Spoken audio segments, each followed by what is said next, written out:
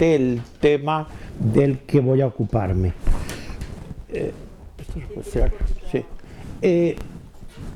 Bueno, decía Chesterton en su libro de título evidentemente culturalmente incorrectísimo hoy, Ortodoxia, decía que el maníaco, el enfermo mental, no es el que ha perdido la razón, como a menudo se dice, sino el que le ha perdido todo menos la razón.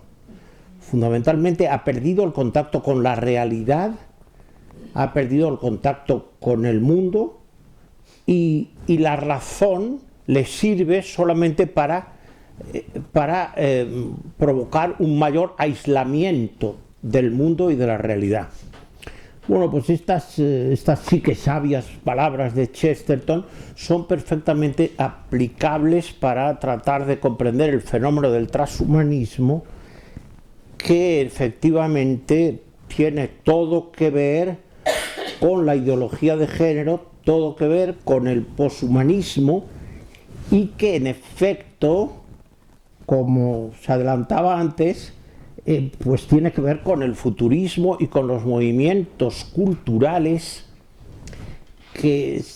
artísticos, literarios, que surgen al acabar la Primera Guerra Mundial. La Primera Guerra Mundial fue una monstruosidad en la eliminación de vidas humanas, en la violencia, ya por la aplicación ya de la nueva técnica a la carrera armamentística, y lo que se produce inmediatamente después de la Primera Guerra Mundial son una serie de movimientos como el futurismo, el dadaísmo, el surrealismo, etcétera, que todos tienen un sentido decididamente inhumanista, en cuanto que tienden a desvalorizar el papel de la conciencia como autoconciencia y como conciencia moral, ya predicar la primacía del inconsciente, de la irracionalidad, del deseo,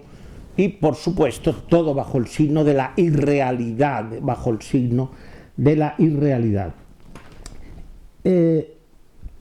efectivamente, bueno, voy a decir brevemente el esquema para que resulte un poco más claro en relación con lo que diré luego. Bueno, primero me ocuparía de ver la conexión entre estos movimientos, ideología de género, transhumanismo, poshumanismo,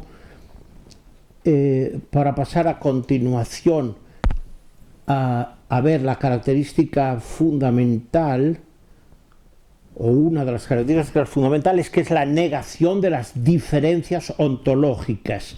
La negación de las diferencias ontológicas, concretamente en tres: la negación de la diferencia ontológica entre el ser humano y la memoria artificial, entre el ser humano y el animal, fundamentalmente el simio, y la negación, pues, digámoslo así, mucho menos irracional, y por lo tanto ahí ya se ve desde el principio que la ideología de género, siendo grave, no es el comienzo de esta monstruosidad en la que consiste el transhumanismo. La diferencia entre el varón y la mujer, ¿no?, que en relación con las dos anteriores, pues parece no tener importancia, como veremos tiene muchísima importancia, pero como digo, la ideología de género yo la vería como el comienzo de todo este movimiento transhumanista. Bueno, posteriormente la negación de las diferencias ontológicas entre lo evitable y lo inevitable, pues entre la muerte como realidad ontológica, que es inevitable, y la muerte como realidad sociológica, que como realidad empírica, que en muchísimos casos es totalmente evitable. Se producen al año millones de muertes perfectamente evitables, y de lo que por tanto pues somos responsables en mayor o menor medida los seres humanos. según el grado de poder que tengan dentro de la sociedad. Bueno, y por último, pues la respuesta del pensamiento del Papa Benedicto XVI y del Papa Francisco a estos movimientos. Bueno, transhumanismo, poshumanismo son términos que a veces se utilizan como sinónimos. Habría que decir que ambos son términos falsos. Por eso yo finalmente, después de ocuparme en anteriores publicaciones de estos temas, al final les designé como deshumanismos. En lo que coinciden es en la deshumanización, porque ni trascienden nada, ni van más allá de nada, sino lo que hacen es empobrecer la realidad humana. Pero pues se tiende a hablar de transhumanismo más bien en relación con la primera de las negaciones de las diferencias a las que aludí hace un momento. Es decir, transhumanismo sobre todo viene referido a la negación de la diferencia entre el ser humano y la memoria artificial. Digo memoria porque yo creo que el ordenador no tiene inteligencia, sino que lo que tiene es memoria, pero no inteligencia. Entonces, el transhumanismo, pues quizá más propiamente dicho, se refiere al movimiento pues que se produce sobre todo pues, entre ingenieros electrónicos, otros operadores en el campo de las nuevas tecnologías, y que tendría su punto hoy día claramente central en Silicon Valley, al sur de San Francisco.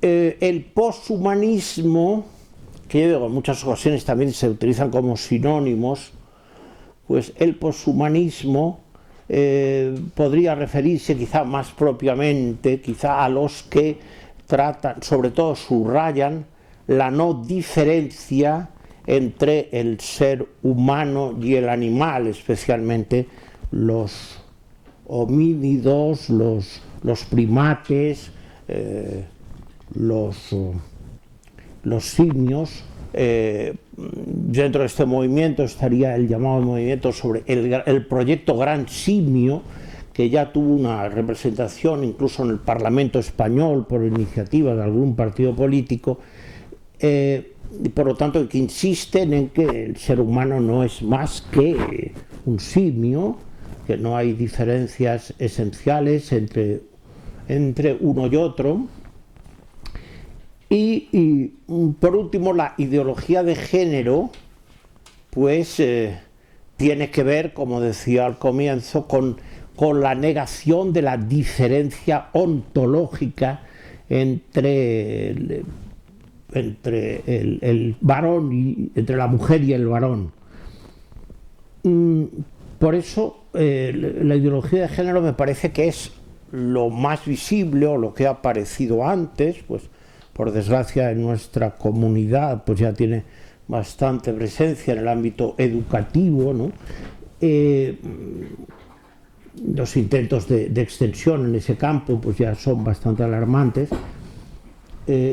pero como digo, en conjunto pues forman parte todos de un mismo movimiento, del que hasta ahora probablemente lo más visible es la ideología de género.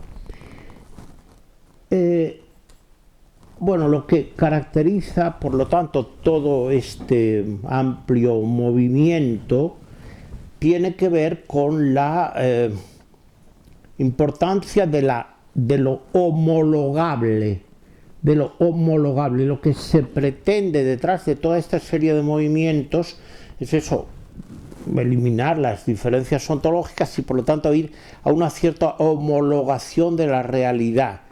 Todo lo natural, todo lo existente sería homologable, y de ahí por ello pues también lógicamente que todos los que destacan este punto de vista de lo homo pues tienen mucho poder y mucha influencia. la homologación, que va unida a su vez a la hibridación, por lo tanto al deseo de establecer cruces entre distintas especies, entre distintos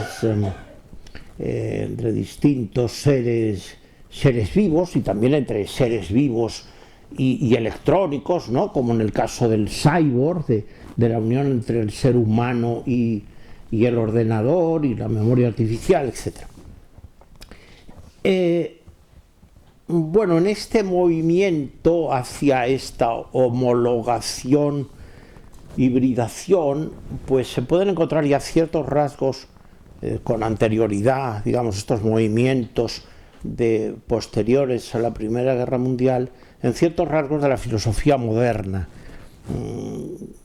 Sobre todo, el primer aspecto, el aspecto relativo a la matematización del mundo como camino hacia esa homologación. La matematización del mundo pues es algo que en realidad comienza propiamente con la Edad Moderna, es decir, Descartes es un filósofo que se caracteriza por querer hacer de la matemática la ciencia modelo, ¿no? Y por la tendencia, por lo tanto, a considerar que el conocimiento es conocimiento matemático. Hay que decir en favor de Descartes que cuando escribe cartas se humaniza. Entonces, el que tuvo un éxito tremendo en su tiempo, pues se carteaba con las damas más ilustres, incluidas reinas, princesas, etcétera, de su tiempo. Pues en realidad cuando escribe las cartas, claro, como es lógico, le pasa a toda persona, se humaniza, y a la princesa Elizabeth de Bohemia, que le seguía con mucho entusiasmo, le recomienda que se dedique más tiempo del día a salir de paseo con sus amigas, a dialogar, a hacer ejercicio, etcétera, que a la filosofía. Porque yo creo que el bueno de Descartes pues era consciente de que su filosofía, esta señora ilustre, la estaba conduciendo hacia cierta demencia, ¿no?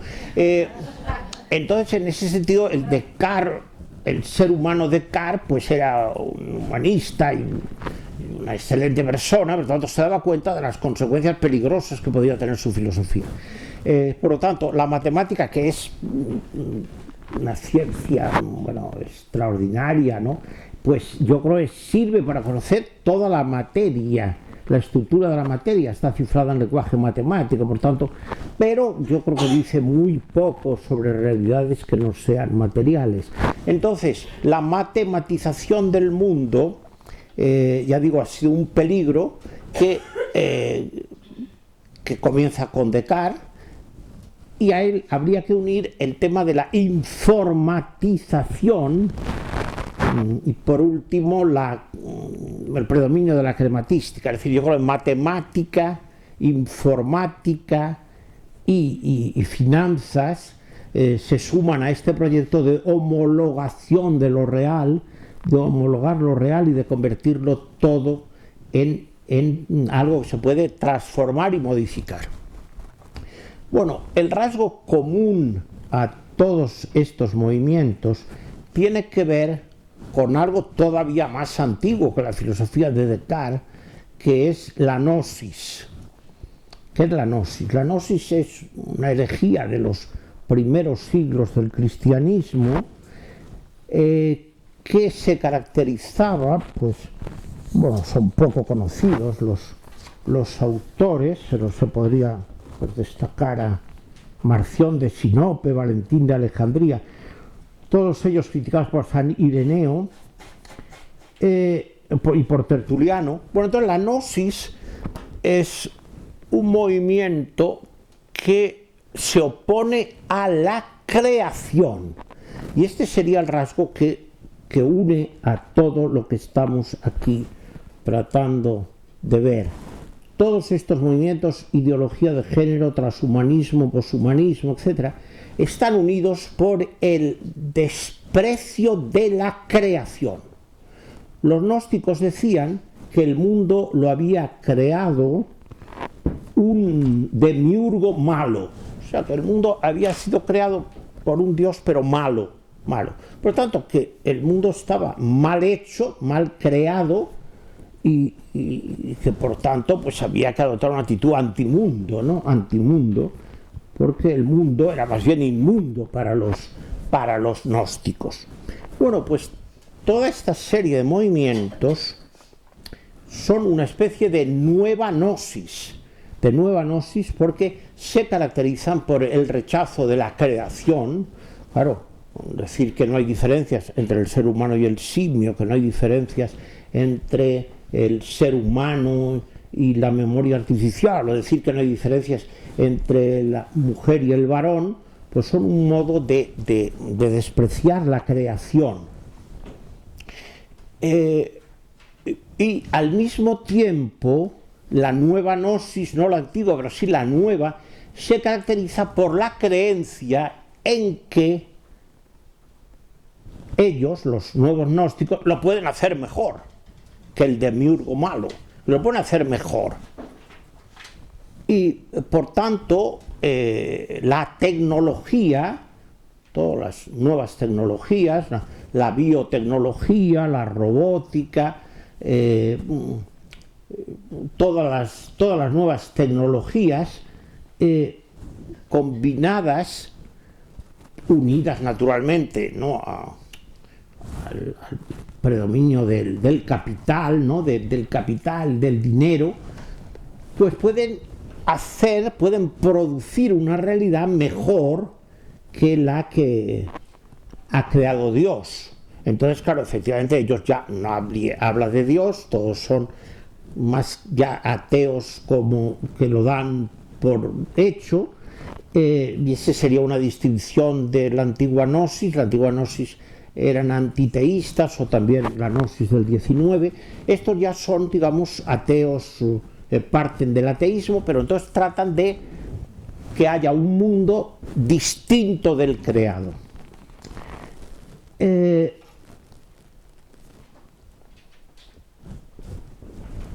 Como digo, los tres movimientos serían el movimiento que cree que la inteligencia, la memoria artificial va a superar al cerebro humano, y este primer movimiento, que también pues, se puede conocer con el nombre de dataísmo, el predominio de los datos, pues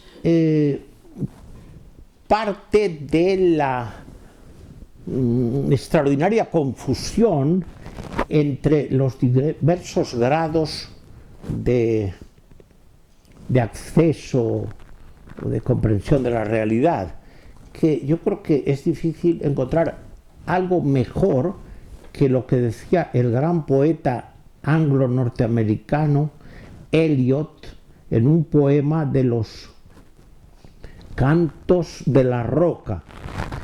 Eliot afirma en dos líneas que yo creo que contienen de una forma absolutamente magistral la gravedad del momento actual. Decía: ¿dónde está la sabiduría que se perdió en conocimiento? ¿Dónde está el conocimiento que se perdió en información? Efectivamente, hoy vivimos en la sociedad de la información, pero la información es un grado ínfimo respecto del conocimiento y de la sabiduría, porque la información se da en realidades que no son necesariamente sujetos. Pues hay una gran información, pues no sé, en una guía telefónica, ¿no? Una guía telefónica tiene muchísima información, pero la guía telefónica no es un ser humano ni un sujeto.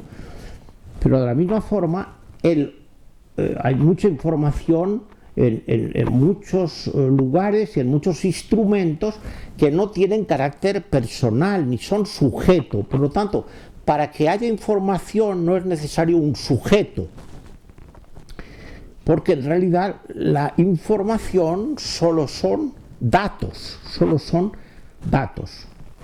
En este sentido también Borges, en un brevísimo pero muy sustancioso relato que se llamaba El Memorioso, uno quizá lo haya leído, bueno, es un nombre, bueno, no me acuerdo, es El Memorioso, no me acuerdo ahora del sujeto del Memorioso. Entonces ahí se cuenta como hay alguien que tenía una memoria tan tremenda que se aprendía eso por la guía telefónica, se la aprendía en 2 minutos, pero cualquier cosa que cayera en sus manos se la aprendía inmediatamente. Tenía una memoria elefantiásica, todo lo recordaba.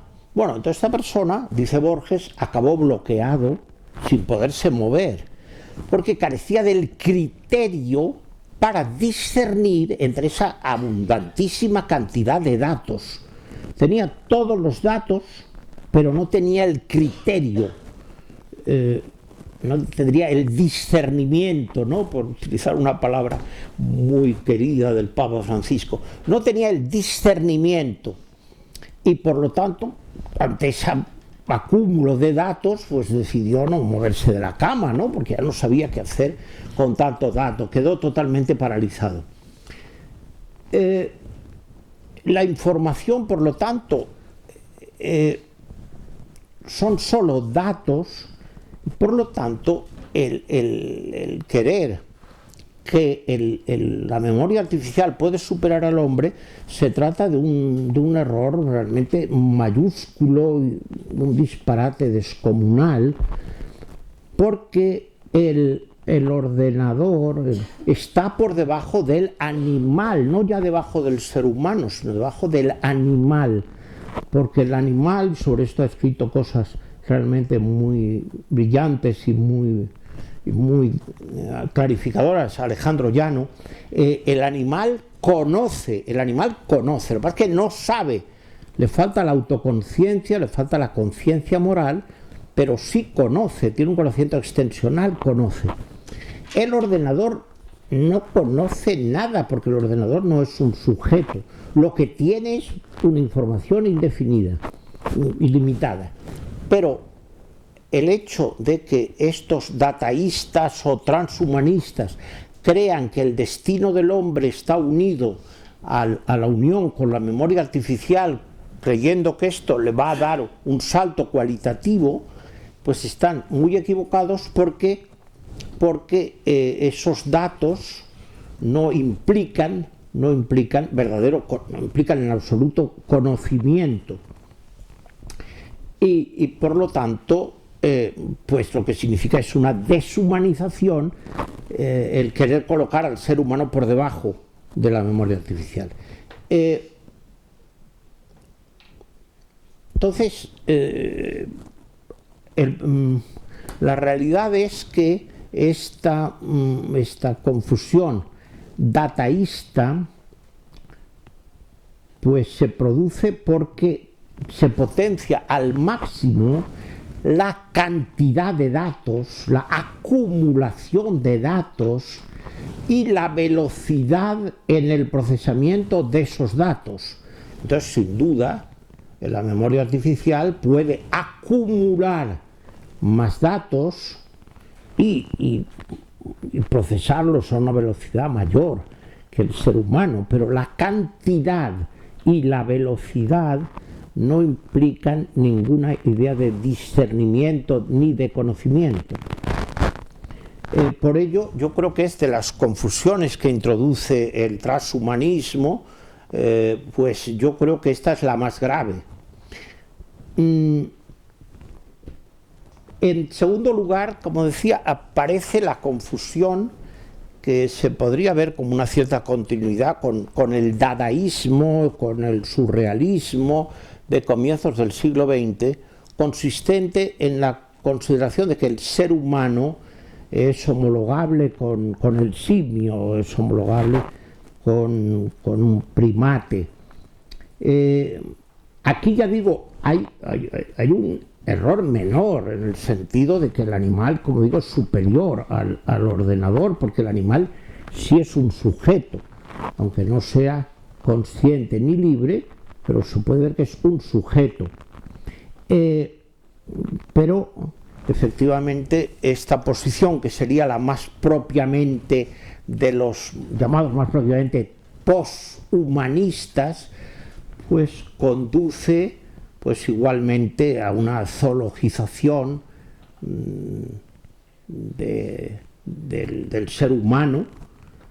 Aquí lo que más se acentúa es lo que ellos llaman el error especieísta, es decir, los poshumanistas que insisten en la hibridación y en la identificación ser humano-simio, consideran que lo más grave que se produce en el mundo es el especieísmo, es decir, ellos le llaman al humanismo, a la insistencia en que el ser humano tiene cualidades, condiciones, posibilidades que no tienen los simios, le llaman a esto especieísmo, como si fuera una especie de egoísmo o narcisismo de la especie humana, considerando que, habida cuenta de que no hay diferencias, pues es necesario pasar por encima de las especies.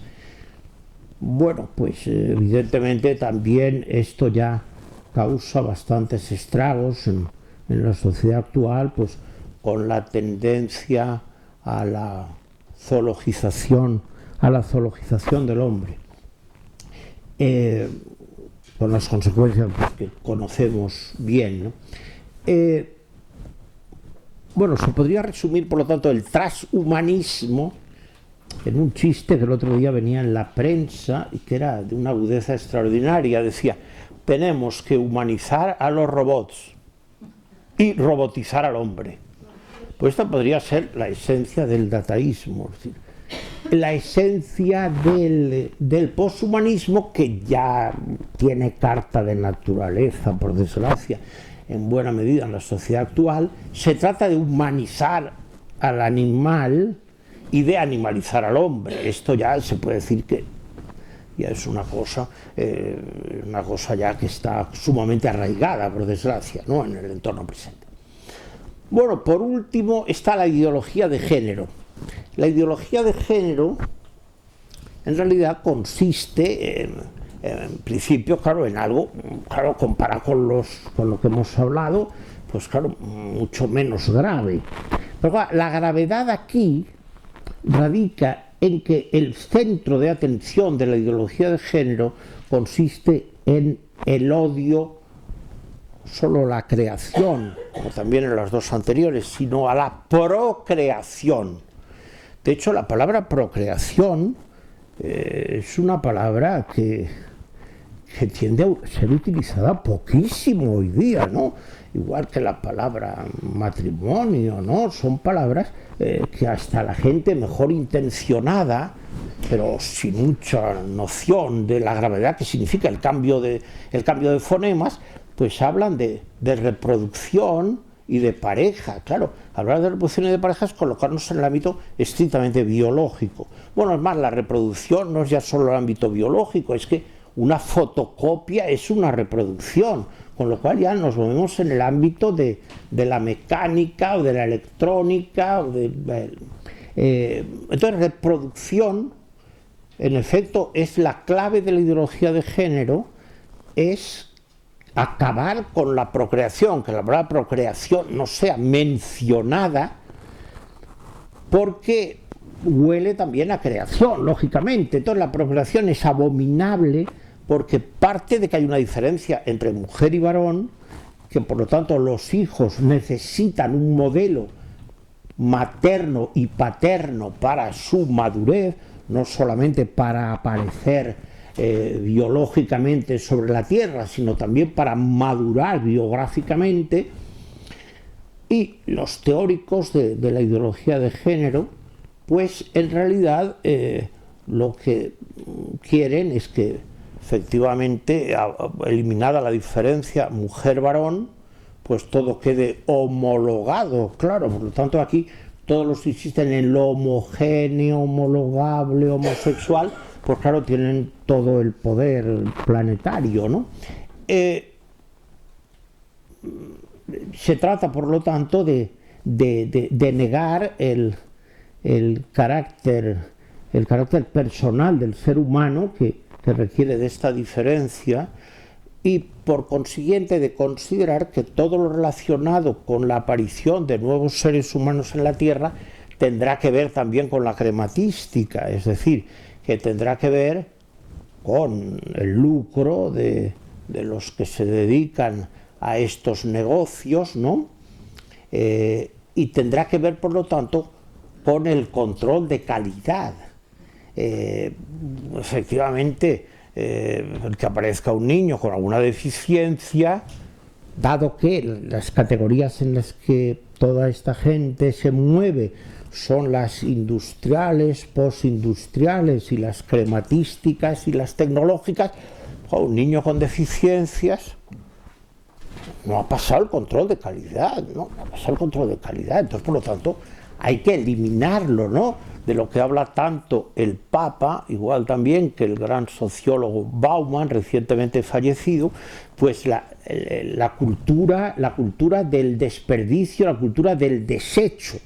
El desecho es una característica que va unida íntimamente a todos estos movimientos, y luego en el caso de la ideología de género es muy claro, es decir, lo que queremos es niños con control de calidad, por lo tanto el que no reúna esas condiciones pues debe ser lógicamente eliminado o mejor pues utilizado luego para poder servir a terceros material biológico, ¿no? Bueno, junto con la negación de las diferencias ontológicas entre el ser humano y otras realidades, entre el varón y la mujer, estos movimientos se caracterizan por es decir, niegan las diferencias, pero les encantan las desigualdades. Es decir, trabajan para el 1% de la humanidad que tiene el poder sobre el otro 99%, ¿no? Esa es la que parece que es la realidad actual desde el punto de vista de la distribución de las riquezas en el mundo, ¿no? Entonces a ellos les preocupan las condiciones del 1% de la humanidad. Consideran que el otro 99% somos unos pobres desgraciados de los cuales no vale la pena tener en cuenta. Y eso les lleva, por lo tanto, a que niegan las diferencias entre lo evitable y lo inevitable. Por ejemplo, a la hora de ver lo que el gran filósofo alemán Karl Jaspers llamaba las situaciones límite. Las situaciones límite, la muerte, la enfermedad, el sufrimiento. Entonces, en todas estas realidades hay aspectos inevitables, los que son ontológicos, pues que hemos de morir, es una cosa, está escrita en la realidad ontológica del ser humano.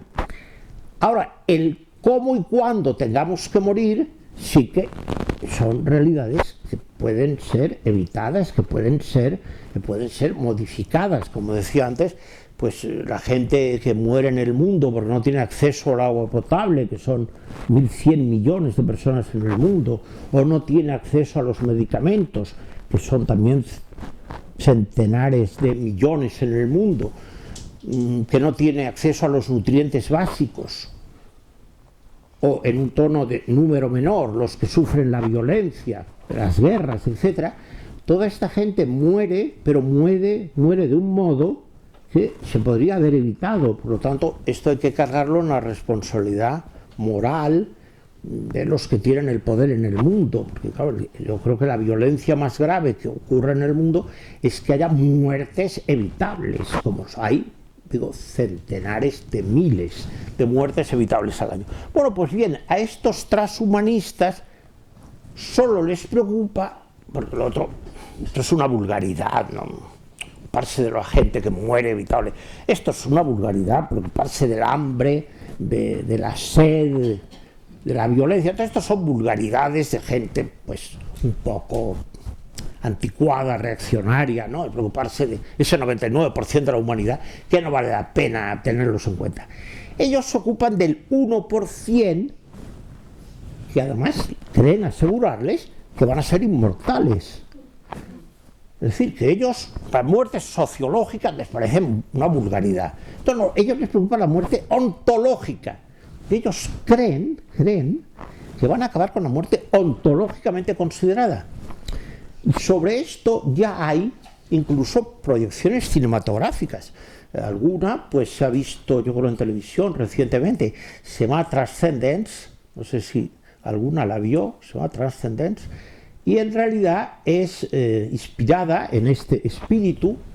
Bueno, he hecho poco hincapié en que el transhumanismo, es decir, la primera de las versiones, sobre todo rige en Silicon Valley y de modo muy especial en Google.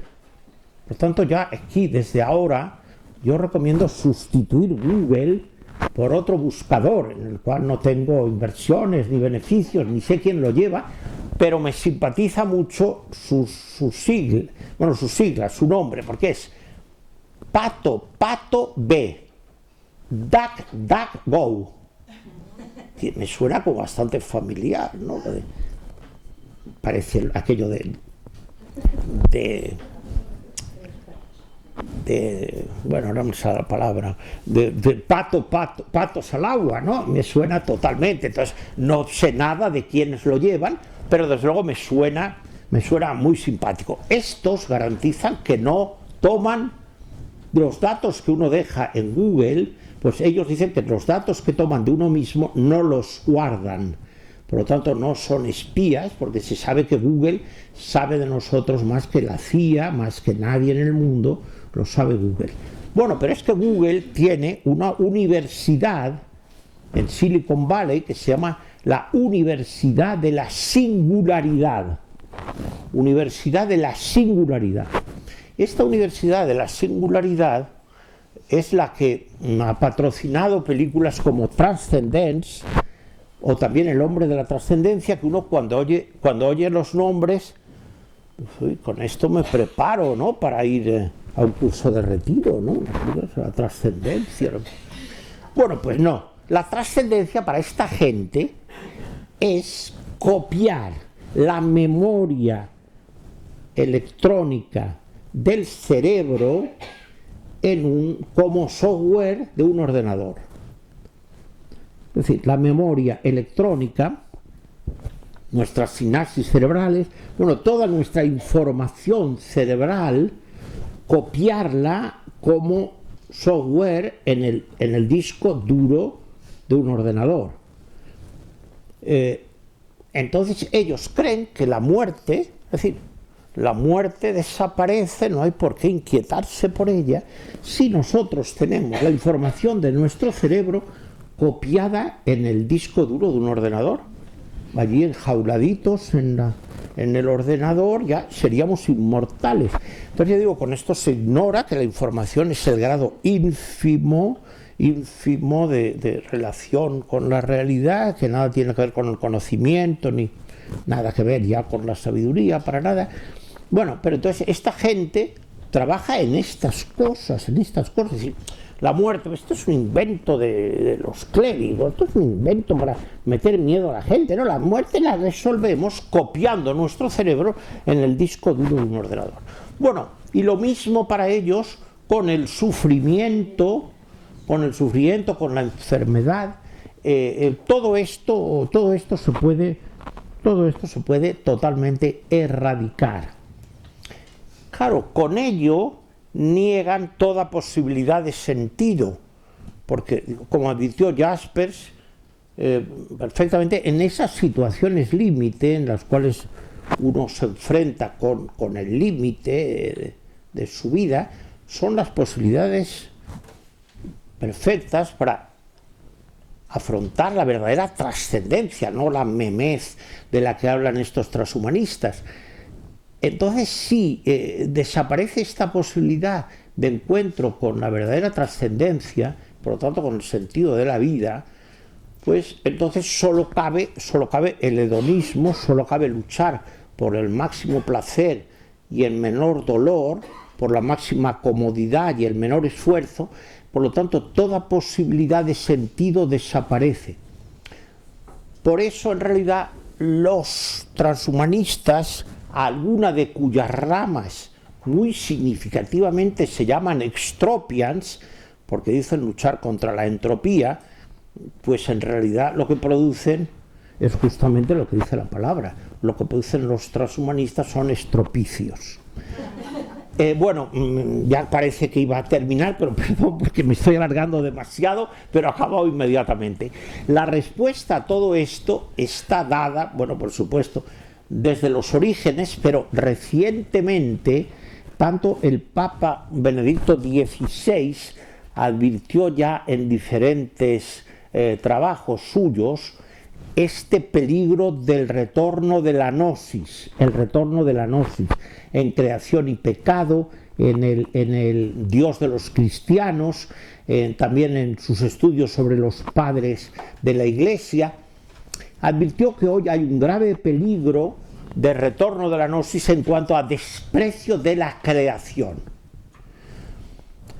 Y el Papa Francisco en Laudato Si se puede considerar como la respuesta sistemática a todo este movimiento, porque lo que viene a decir Laudato Si, empezando, claro, por dar gracias al Creador, por tanto, agradecer la creación como obra admirable, y la consideración de que lo que Dios ha creado, por tanto, al hombre y la naturaleza, está siempre por encima de lo que pueda crear el hombre con la técnica y con el dinero. Y por eso ha hecho el centro de sus reflexiones la crítica a la doble idolatría de la técnica y del dinero. Bueno, ahora muchas gracias y perdón por la extensión, pero se abre lo que más me interesa a mí, que es el diálogo.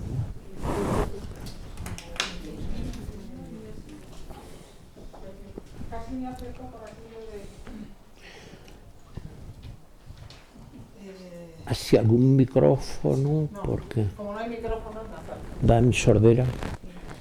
Empiezo con la primera pregunta. Si el fondo es la conciencia, el transhumanismo anula la conciencia,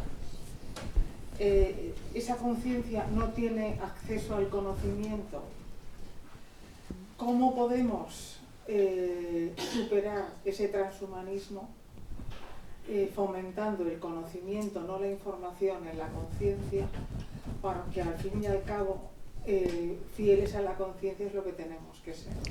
Claro, sí, el gran reto, claro, es situar los tres niveles de modo jerárquicamente ordenado, ¿no? Entonces hoy tenemos la total dictadura de la información, todo es información y lo que no es información no vale, y claro, entonces hay que considerar que la información debe estar subordinada al conocimiento y el conocimiento a la sabiduría. Para la sabiduría, digamos que es una palabra también, como decíamos antes, con ortodoxia, son palabras prohibidas, ¿no? En nuestra. Ya habló Gabriel Marcel, el gran pensador francés, y hablaba en los 60 de la lucha contra la sabiduría, de la decadencia de la sabiduría, porque claro, la sabiduría implica plantear el tema del sentido de la vida. Y plantear el sentido de la vida está prohibido también, digo, por la ideología dominante, ¿no? Entonces, claro, el problema es efectivamente fomentar el conocimiento y fomentar la sabiduría, es decir, el criterio tan sencillo, pero en el sentido interesante, libro de Balmes del 19, el criterio, el tener criterio o el tener discernimiento, el saber distinguir lo que es importante de lo que no es importante, es esencial, ¿no?, para poderse orientar en la vida. Por lo tanto, lo primero, esta orientación y esta distinción y este discernimiento, y después plantearse el problema del sentido. El problema del sentido del porqué y del para qué de las cosas, ¿no? Empezando, claro, evidentemente, pues por el sentido de las realidades inevitables, ¿no?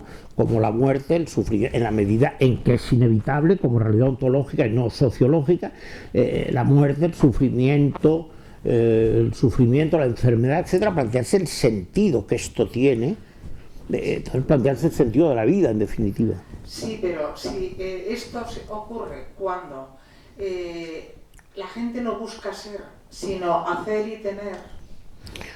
Y encima no piensa, porque quizá lo más importante ahora sería cuestión de hacer pensadores a las personas y meter talantes filosóficos allí por donde vamos, a la hora del apostolado y a la hora de todo, ¿no? Porque cuando hay talante filosófico te preguntas los porqués, pero si no te los preguntas, vives en la superficie de las posibilidades, ¿no? No, totalmente. Es que yo creo que eso lo que más caracteriza al presente es la total superficialidad en todos los campos. Luego yo creo que también tiene una culpa muy grave en general las nuevas tecnologías en cuanto al predominio de lo virtual. Yo no lo he dicho, bueno, sí lo he dicho al principio con Chesterton, cualquier modo de salir de esta ciénaga en la que en parte estamos embarcados o está embarcado el mundo, es recuperando la realidad. El principio de realidad, lo primero es atender a la realidad. Y claro, la realidad es lo que en todos estos movimientos se niega. Claro, por eso yo decía lo de la locura que criticaba Chesterton. Claro, son movimientos contra la realidad. Porque claro, si quieres hacer algo mejor que el mundo creado por Dios, pues eres una mente. Porque son mentes que tienen muchos inversores, acompañados de muchos inversores. Entonces, el tema es que lo virtual tiene que estar siempre subordinado a lo real. Claro, hoy día, por ejemplo, claro, la cosa que hoy día manda en el mundo, ¿no? Que es junto a las nuevas tecnologías, que es el mundo no de la economía, sino de las finanzas. Hoy yo me atrevería a decir que no hay economía. Es que no hay economía real, y ese es el problema sustantivo, es que no hay economía real, solo hay finanzas. Las finanzas son puramente virtuales. El dinero se crea de la nada. El dinero se crea porque los bancos que no tienen ese dinero lo crean creando la deuda con la expectativa de que el que le dan ese dinero que ellos no tienen se lo va a acabar devolviendo, además con intereses. Bueno, entonces claro, por eso dice el Papa que esto es una burla, ¿no? No es un estado de burla. El Papa dice, este sistema mata, este sistema no tiene por dónde, es decir, que cuidado, la economía, yo defiendo, pues el Papa es mucho más importante que yo, defendemos la economía de mercado, pero hoy no hay economía de mercado. En la economía de mercado todos los agentes tienen igual responsabilidad económica. Ahora, el que es grande es irresponsable. Un banco grande, los responsables de la crisis han salido muy airosos de la misma y siguen en el puesto. Todos los que han causado la crisis siguen en sus mismos puestos. Y el pobre contribuyente les ha pagado la ruina que han causado los bancos. Entonces, claro, esto es la mayor de las violencias. Por eso el Papa habla de terrorismo de base para referirse a dos cosas íntimamente unidas. Que se ha quitado, dice él, a la mujer y al varón y se ha colocado al dinero. Es decir, la ideología de género. Se ha quitado a la mujer y al varón, no dice al ser humano, no. A la mujer y al varón se les ha quitado el centro y se ha puesto el dinero. Y por otro lado, en que todo ha sido sustituido por dinero. Entonces, claro, todo ha sido sustituido por dinero. Entonces, realmente, claro, el dinero es la nada. Claro, hubo épocas pues, anteriores al 71 del pasado siglo que había una referencia al oro, que había referencia a realidades materiales tangibles. Hoy día los bancos, no sé por qué, yo desde luego si gobernara les quitaba ese poder en 20